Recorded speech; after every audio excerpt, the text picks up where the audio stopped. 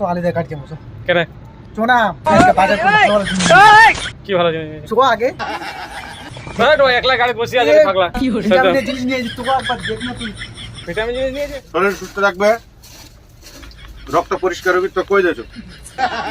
এনে দেখ পাবো, না হলে তুই খুঁজে পাবো না। এই দেখ গাজর, হ্যাঁ শশা, হ্যাঁ তারপরে এর নাম চিকুনদার কাছে হিন্দিতে। চিকনদার হ্যাঁ বিটপুর নাকি রে, বিটরুট। বিটরুট এটা আরো দু তিনটে বাজার মধ্যে পাওনি হলে সব একজাস্ট হবে।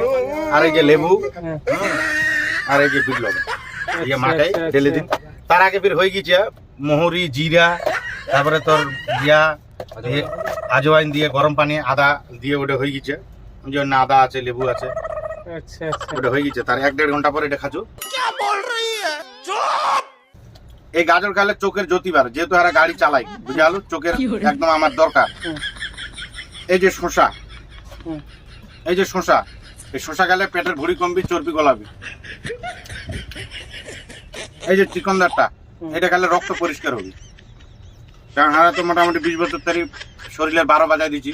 এমন ভাই বউ বাচ্চা হয়েছে, ছলপল বড় আছে, অসমার কথা ভাবি আমার নিজের শরীরের যত্ন নিব আছে। তারপরে হয়ে গেছে সকালে এটা আর চবনপ্রাশ আর খালি পেটের মধু দিয়ে চবনপ্রাশ আর এই পানিটা খাওয়া হয়ে গেছে। তার 1-1.5 ঘন্টা পরে এটা খাওয়া